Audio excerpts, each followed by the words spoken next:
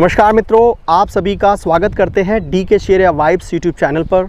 मित्रों, आप सभी प्रसन्न होंगे, आप सभी स्वस्थ होंगे, आप सभी खुशहाल होंगे, ये मेरी ईश्वर से प्रार्थना है। आपको सभी प्रकार की सुख सुविधाएं ईश्वर अल्लाह खुदा परमात्मा बख्शे। तो मित्रों, आज आपकी नज़र अगर समाज में पड़ती है तो कहीं पर भ्रष्टाचार है, कहीं पर अन्याय है, कहीं पर किसी का बलात्कार कर दिया जाता है, कहीं पर जातिवाद है, कहीं पर सांप्रदायिक दंगे हो रहे हैं। आखिर मित्रों, इन सभी घटनाओं का क्या कारण है? मित्रों, सिर्फ़ और सिर्फ एक कारण है, आध्यात्मिक ज्ञान।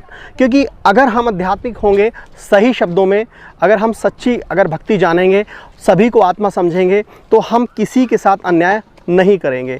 मान लीजिए कि कोई नेता है और वह आध्यात्मिक है और सच्चा भक्त है। अगर वह नेता बनता है तो अपनी जनता के लिए वो भला ही सोचेगा, किसी भी प्रकार का भ्रष्टाचार नहीं करेगा। आध्यात्मिक व्यक्ति कभी भी संकुचित बुद्धि का नहीं होता है, वह ईश्वर का स्वरूप होता है, उसके अंदर ईश्वर निवास करता है। तो वह अपने जिस भी पद पर है उसका प्रयोग मात्र केवल मानव सेवा में लगाएगा।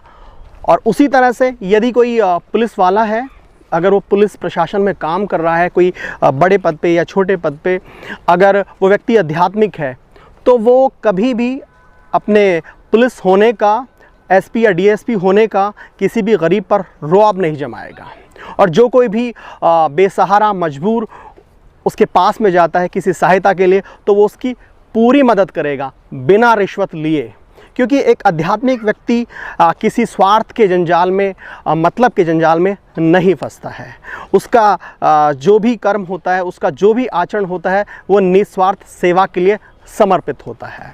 क्योंकि वह आध्यात्मिक है, उसे पता है यदि वह अगर कोई भी गलत काम करेगा तो परमपिता परमेश्वर से उसकी दूरी बन जाएगी।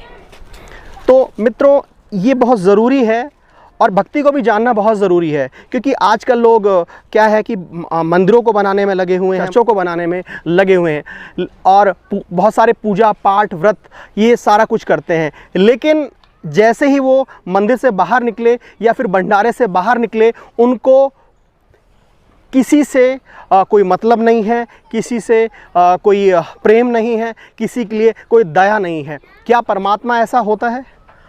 परमात्मा का सच्चा भगत सबसे प्रेम करेगा, सभी की सेवा के लिए तत्पर रहेगा।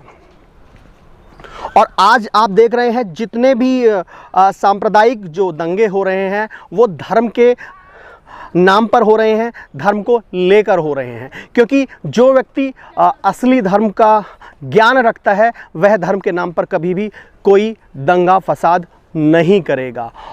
क्योंकि उसने अपनी आत्मा को जान लिया है, वह आध्यात्मिक ज्ञान से सरोबार है।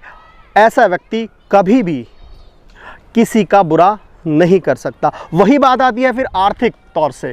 क्योंकि इतने सारे आपने इकोनॉमिक्स के नियम देखे होंगे, वित्तीय नियम बनते हैं, चाहे वो सरकारी संस्थाएं हैं, चाहे गैर सरकारी संस्थाएं हैं। अब जब कोई स्पिरिचुअल पर्सन किसी इकोनॉमिकल डिपार्टमेंट में है, यदि वो कोई वित्तीय नियम बनाता है, कोई ऐसी योजना बनाता है, तो वो केवल अपने SC ST या OBC या जनरल के लिए नहीं बनाएगा। वह इन चीज़ों से ऊपर उठकर ऐसी योजनाएं बनाएगा कि उन योजनाओं का लाभ सभी व्यक्तियों को, सभी इंसानों को, सभी समुदायों को हो। तो ये आध्यात्मिक ज्ञान है। आध्यात्मिक ज्ञान ने पूरे विश्व को घेर रखा है।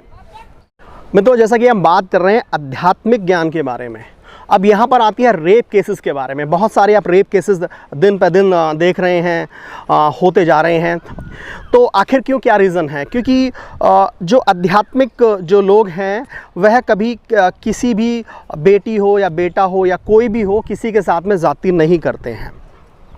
अगर जिस इंसान के अंदर आत्मा जागृत हो चुकी है या उसके अंदर आध्यात्मिक ज्ञान आ चुका है, वह व्यक्ति कभी भी ज़िंदगी में चोरी, जारी, किसी प्रकार की लूटपाट नहीं करता है।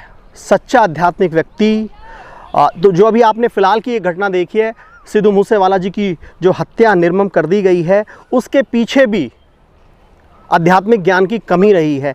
वहीं अगर जो ये गैंगस्टर्स हैं, अगर ये अपने दुख की तरह दूसरे के दुख को देखें तो कोई इंसान कभी भी किसी पर गोली, छुरी, चाकू नहीं चलाएगा।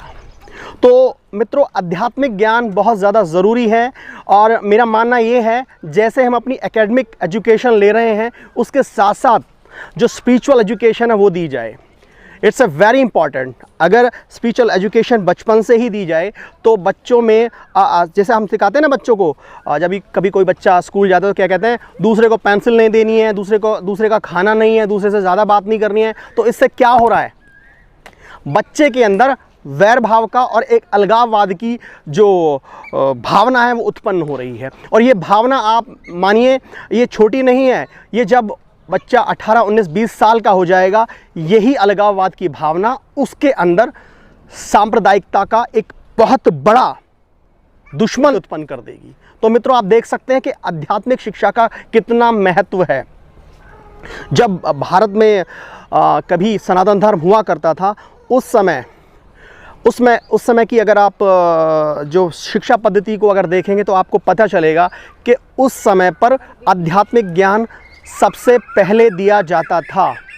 तभी लोगों में क्षमा, दया, करुणा इस प्रकार के गुण हुआ करते थे। तो मित्रों, मेरा सिर्फ आपसे इतना ही कहना है कि अगर आप सच्चे अर्थों में एक भक्त हैं, एक आध्यात्मिक व्यक्ति हैं, तो मित्रों इस चीज़ को जानने की कोशिश करें, क्योंकि व्यक्ति के जीवन का अंतिम जो उद्देश्य है वह भी आध्यात्मिकता ही है, आत्म साक्षात्कार है। इसकी तैयारी क्यों ना हम बचपन से ही करें। हाँ, एक चीज़ और मैं ऐड करना चाहूँगा कि बहुत बार ऐसा कहा जाता है कि भक्ति तो मैं तब करूँगा जब सारी जिम्मेदारियाँ निभा लूँगा। यह बहुत बड़ी विडंबना है, बहुत बड़ा अंधविश्वास है। देखो मित्रों, हमें अपने चरित्र को सुधारने की और भक्ति की सबसे ज़्यादा ज़रूरत जवानी में होती है, क्योंकि इस जवानी में ही हमारे पैर डगमगाते हैं। इस जवानी में ही जवान बच्चों को आप देख रहे हैं, यूथ को देख रहे हैं, जिनका मिसयूज़ किया जाता है, वो दंगे फसाद करते हैं। तो जवानी में भक्ति बहुत ज़्यादा भी ज़रूरी है। आध्यात्मिक तो जो नॉलेज है उसका होना अन्य जो एकेडमिक नॉलेज है उन्हीं की तरह आवश्यक है। और बहुत बहुत धन्यवाद, बहुत बहुत प्यार, शुक्रिया, थैंक यू सो मच।